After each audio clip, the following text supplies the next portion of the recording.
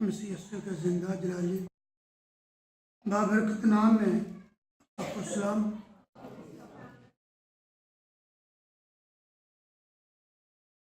खुदा के पाकलाम में से हम पढ़ेंगे दानियल नबी का सहीफ़ा, उसका पहला बाब और उसकी पहली आयत से 7वीं आयत तक। यूँ लिखा, शाह यहूदा यहोयाकीन की सल्तनत के 3रे साल में शाह बाबर नबूकदनेस्सर ने यरूशलेम पर चढ़ाई करके उसका मुहासरा किया और खुदावंद ने शाह यहूदा यहोयाकीन को और खुदा के घर के बाद ज़रूफ को उसके हवाले कर दिया और वो उनको सिनार की सरजमीन में अपने बुत खाने में ले गया। चुनाचे उसने ज़रूफ को अपने बुत के खजाने में रखा और बादशाह ने अपने ख्वाजा सराओं के सरदार स्पेंसर को हुक्म दिया कि बनी इसराइल में से और बादशाह की नस्ल में से और शुरफा में से लोगों को हाजिर करे। वो बेऐब जवान बल्कि खूबसूरत और हिकमत में माहिर और हर तरह से दानिश और साबे इल्म हों, जिनमें यह लियाकत हो कि शाही कसर में खड़े रहें और वो उनको कश्तियों के इल्म और उनकी ज़ुबान की तालीम दे।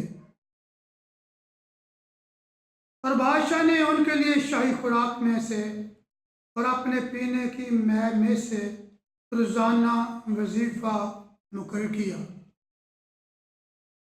कि 3 साल तक उनकी परवरिश हो, ताकि इसके बाद वो बादशाह के हुज़ूर खड़े हो सकें।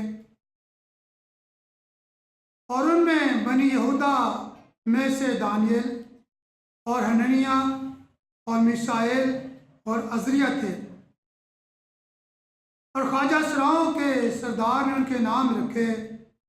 उसने दानियल को बेल्तशज़र और हननिया को सदरिक और मिसाएल को मिशक और अज़रिया को अबदनजू कहा। खुदावंद की कलाम के पढ़े जाने पे खुदावंद की बरकत हो।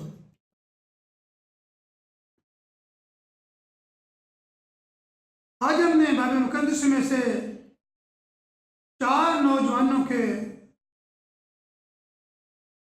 बारे में भी थोड़ा सा पढ़ा। अभी इनके किरदार को नहीं पढ़ा, अभी जिंदगी के कामों के बारे में नहीं पढ़ा सुना, अभी सिर्फ इनके नाम सुने।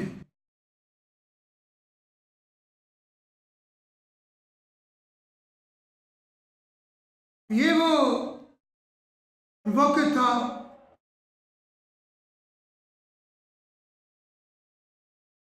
जब शाह बाबर ने यरूशलेम का मुहासरा किया और यरूशलेम में से शुरफा, उलमा और बड़े लोगों को वो अपने साथ तस्वीर करके ले गया। हत्ता तो हैकल में से हैकल के ज़रूफ भी अपने साथ ले गया। इन्हीं लोगों में 4 नौजवान थे जिनके नाम दानियल, हननिया, मिसाएल और अज़रिया थे। आज ये 4 नौजवान और इनका किरदार हमारे सामने होगा। दानियल यहूदा के कबीला का नौजवान था जो यरूशलेम में रहता था और बादशाह की नस्ल में से था। नबूकदनेस्सर बाबिल का बादशाह था जिसने यरूशलेम पर चढ़ाई की और शहर को फतह कर लिया। और हैकल के खजाने में से बाज ज़रूर अपने साथ वो ले गया। 605 बीसी यानी कबल मसीह दानियल, हननिया, मीसाएल और अजरिया भी इसी सीरी में सीर होकर बाबिल में पहुंचा दिए गए। अब जब ये लोग वहां पे पहुंचते हैं तो बादशाह चाहता है पहली बात कि लोग यहूदा के बादशाह की नस्ल में से लोग हों और लोग हिकमत से मामूर हों, दानिश से मामूर हों, जो उसके हुजूर खड़े होने के लायक हो। ख्वाजा सराओं के सरदार के जिम्मे जब ये जिम्मेदारी लगती है तो उसने 4 नौजवानों को पूरी बनी इसराइल कौम के असीरों में से चुन लिया और फिर बादशाह की तरफ से जो हुक्म था कि बादशाह की खुराक में से और बादशाह की मैल में से इन्हें खाने और पीने को दिया जाए। और हम देखते हैं कि दानियल बादशाह ने ख्वाजा सराज से अपील की है कि मुझे इस खुराक से माजूर रखा जाए। क्यों? क्योंकि मैं नापाक नहीं होना चाहता। क्योंकि नापाक लोगों की नापाक खुराक से पाक लोग भी नापाक हो जाते हैं। उसने दरख्वास्त की हमें साग पात, सादा खुराक और पीने को पानी दिया जाए। बादशाह के हुक्म से ख्वाजा सरा बादशाह के हुक्म के मुताबिक उन्हें बादशाही खुराक देना चाहता है, लेकिन दानियल अपनी बात पे जिद है कि नहीं, मुझे ये खुराक ना दीजिए, तू 10 दिन हमें दे और 10 दिन के बाद तू लोगों को जो शाही खुराक खाते और शाही मैल में से पीते हैं उनको और हमको देख लेना। इस बात पे दानियल की बात मान ली गई और दानियल को सादा खुराक और पानी ही दिया गया। हम 17वीं आयत में देखते हैं, जब दानियल ने इस नापाक खुराक का इनकार किया तो खुदा की रूह किस तरह काम करता है। जब उसने अपनी जिस्म को पाक रखने का अहद किया है तो खुदा का रूह किस तरह काम करता है। 17वीं आयत में लिखा, तब खुदा ने चारों जवानों को मार्फत और हर तरह की हिकमत और इल्म में महारत बख्शी और दानियल हर तरह की रोया और ख्वाब में साहबे फहम था। जब हम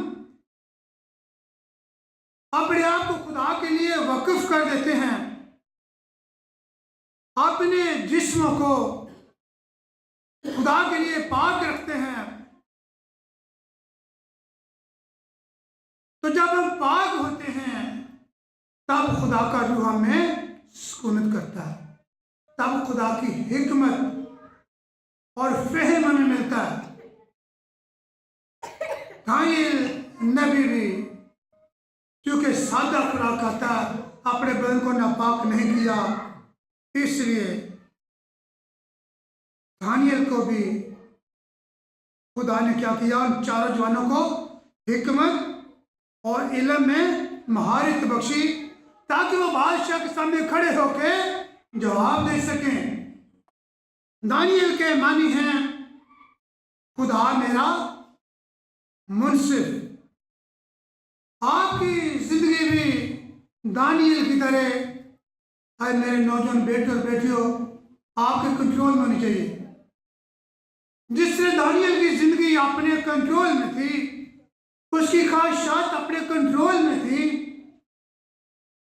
जिस्म चाहता है कि अच्छा खाना खाया जाए, लेकिन पाकीज़गी कहती है कि नहीं, तू नापाक चीज को मत छूना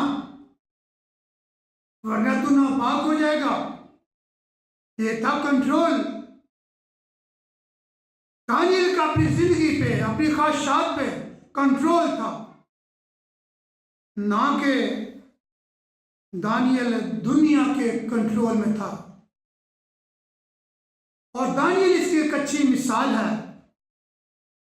कि किस ओर से हम जिस्म की ख्वाहिशों पे गालिब आते हैं। सबूर नवीस कहता है, खावा ना उन्हें दे उन्हें विचों ना एक भी गिरा, कि मैं उनके खानों में से खाना ना खाऊं, हत्या के एक नवाला भी ना खाऊं। और यही बात दानियल नबी ने अपनी जिंदगी में पूरी कर दी कि उसने बादशाह की खुराक और मैल में से एक नवाला, एक गोंठ भी ना लिया। दानियल बेदीन लोगों में खुदा के लिए खड़ा हो गया।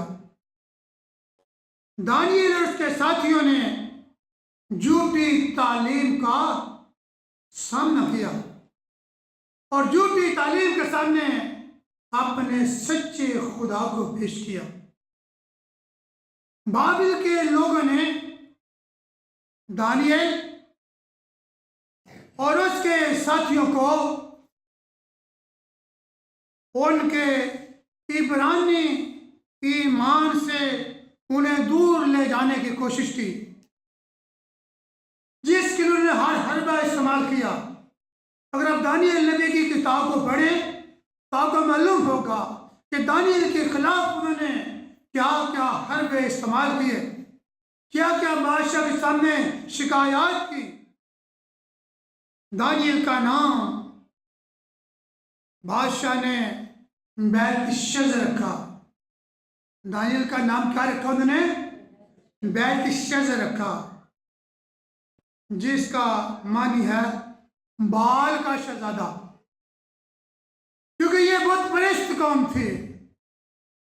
बाबिल के लोग बुत परस्त थे, वो देवताओं को मानते थे। इसलिए बादशाह ने दानियल का नाम बेल्तशस्सर रखा कि वो मेरे बाल का शहजादा है। हननिया का नाम उन्होंने सदरिक रखा। सदरिक का माने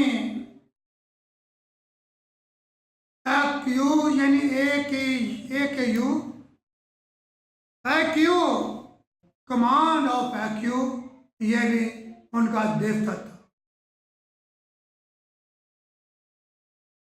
फिर मीसाइल का नाम उन्होंने मीसिक रखा। मीसिक माने कौन कौ की मानद है। और अजरिया का नाम उन्होंने अब्द नजू रखा। अब्द नजू का मानी है नबू का नौकर। बेल और कौ और नबू ये के देवता थे।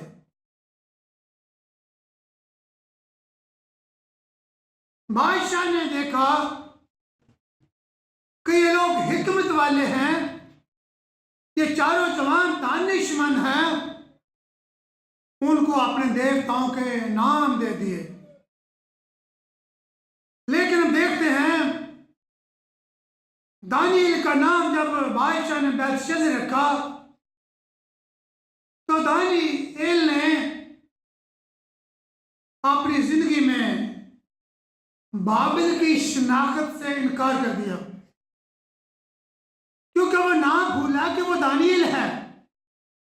उसने अपने आप को बेलशस्सर नाम से उनके दरमियान मशहूर ना किया, क्योंकि वो जानता था कि मेरा नाम दानियल है, जिसका मानी है खुदा मेरा मुनसिफ है।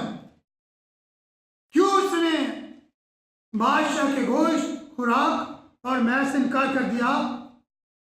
क्योंकि बादशाह के घर में सारी मैल और गोश्त पहले बाबिल के देवताओं को कुर्बानी के तौर पर दिया जाता था, और दानियल नबी नहीं चाहता था कि जो खुराक ये मुझे खाने को दें वो इनके देवताओं की कुर्बानी चढ़कर फिर मेरे पास आए। इसने स्वीकार कर दिया कि मैं क्यों देवताओं की कुर्बानी या नजर की हुई चीजों में से खाऊं। खुदा की शरीयत के मुताबिक दानियल नबी उस गोश्त के खाने से शरीयत के मुताबिक बुत परस्ती का हिस्सा बन सकता था। इसलिए हम किताब मुक़द्दस में से आपको सिखाते हैं ऐसे गोश्त जो कुर्बानियां दी जाती हैं और गैर मबूदों के लिए कुर्बानियां होती हैं, उस गोश्त में से आप भी कभी ना खाना। दानियल नबी ने इसी इस गोश्त को ना कहा कि ये कुर्बानियां बाबिल के देवताओं को पेश की जाती थी, इसलिए इस गोश्त से इनकार कर दिया। दानियल नबी अपने आप को शाही खाने से नापाक नहीं करना चाहता था,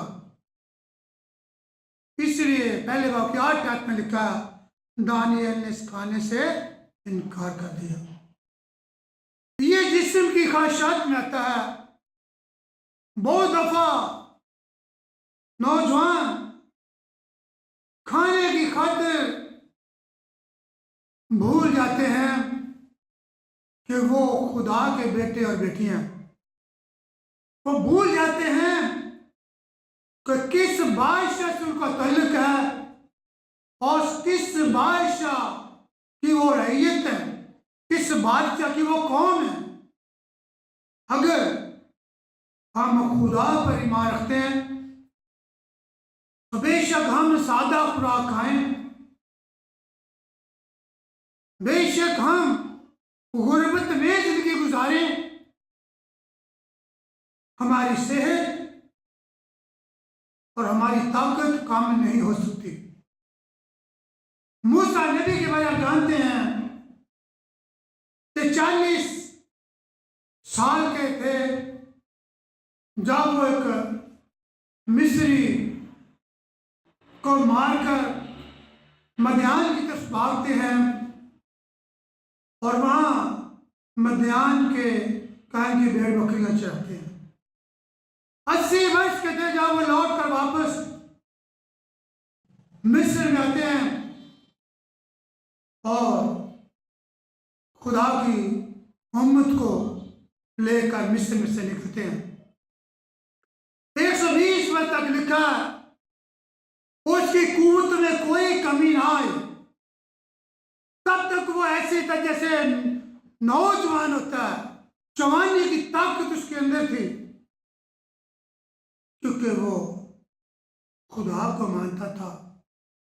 फिरौन के सामने नहीं झुका,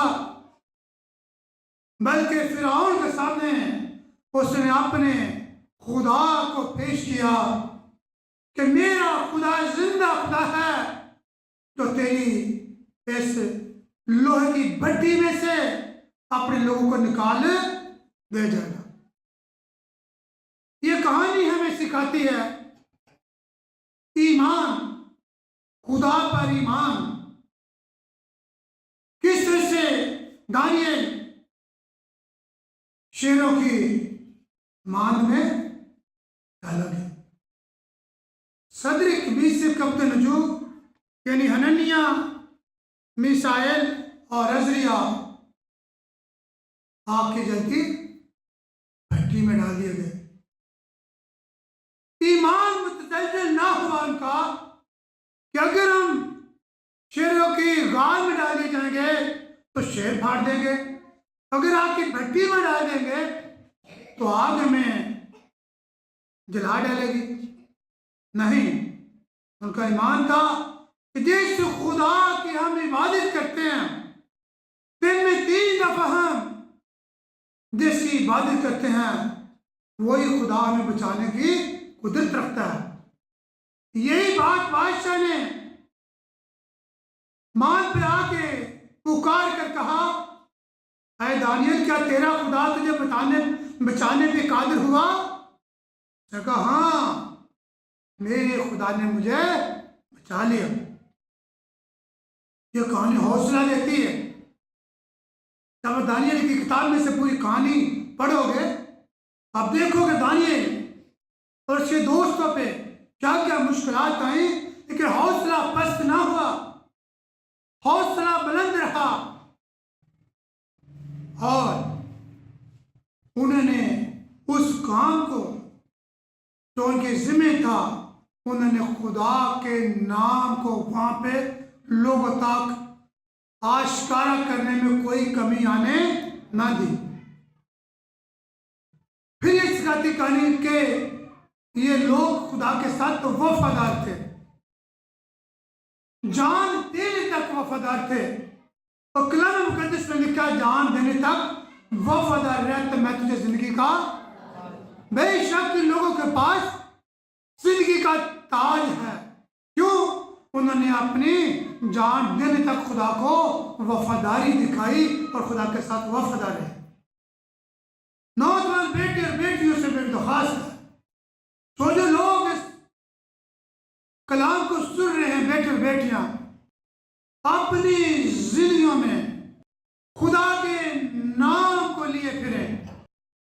खुदा की जिंदगी आपके वसीले से लोगों में जाहिर हो, खुदा के काम आपके वसीले से जाहिर हो, खुदा यीशु मसीह आपकी जिंदगियों से जाहिर हो, तभी खुदा आपको हिकमत अता करेगा।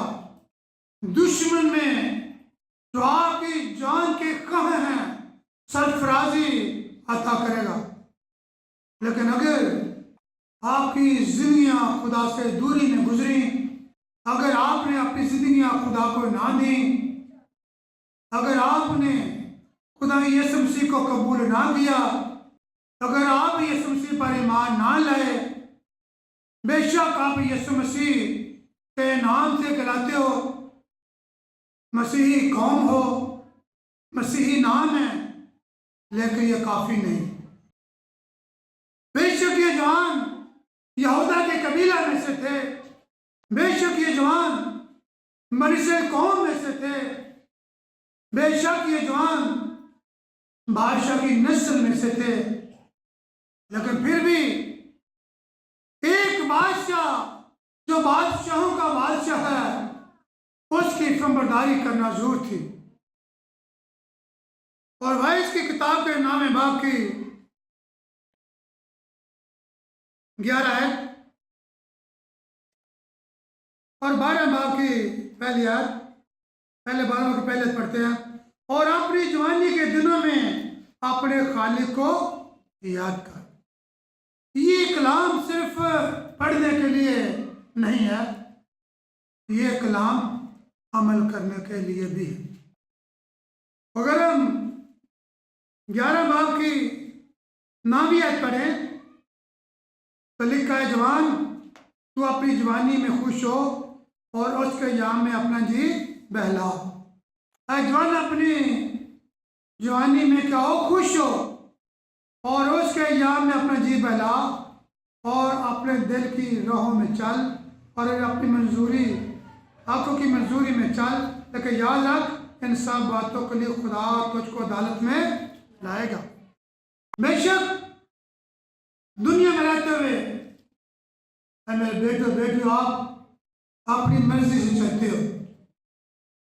बेशक आपने बुरी राह का इंतखाब कर लिया है, बेशक आप खुश हो और अपनी आंखों की मंजूरी में चलते हो। जो कुछ आंखें कहती है आप देखते से पसंद करते हैं, उसके पीछे चलते हो। तो कलाम मुकद्दस कहता है खुदा तुझे क्या करेगा, अदालत में लाएगा, इसका हिसाब देना पड़ेगा। इसीलिए आगे लिखा, और अपनी जवानी के दिनों में अपने खालिक को याद कर। और वाइस की किताब के 12 बाब की 13वीं आयत में लिखा, अब सब कुछ सुनाया गया है। इस मुख्तसर वक्त में, छोटे से मैसेज में बेटों बेटियों को कलाम मुकद्दस में से ये है तो पढ़ता हूं। क्या लिखा, अब सब कुछ सुनाया गया। हासिल कलाम ये है, खुदा से डर तो उसके हुक्मों को मान कि इंसान का फर्ज कुली यही है। जवान, अब सुना दिया गया खुदा कलाम में से, और जो कुछ सुनाया गया है उसका निचोड़ यही है, खुदा अपने खुदा से डर, उसकी ताजीम कर, उसकी इबादत कर, अपनी जिंदगी खुदा को दे, खुदा को कुछ सजदा रेज़ो, दुआ कर। तभी तेरे माँ बाप खुश होंगे, तभी तेरा खानदान तरक्की करेगा, तेरा खानदान खुशहाल होगा। अजीजों में भी तेरा नाम अच्छे तौर से लिया जाएगा, और आसमान पर भी तेरा नाम फरिश्तों के सामने लिया जाएगा, और तू जमीन पर और आसमान पर भी सरफराज होगा। खुदा से डर, उसके हुक्मों को मान कि इंसान का फर्ज कुली यही है। इंसान का यही फर्ज है, सारा फर्ज यही है, क्या कि वो खुदा के साथ अपने सिर को झुकाएंगे और दुआ करेंगे।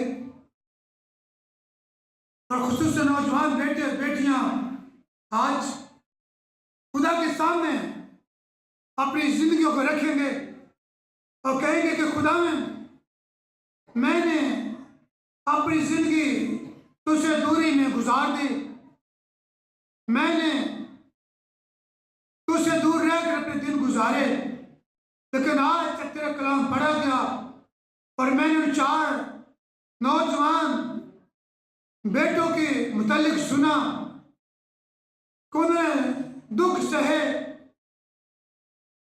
आग की भट्टी में डाले गए, शेरों की मांग में डाले गए,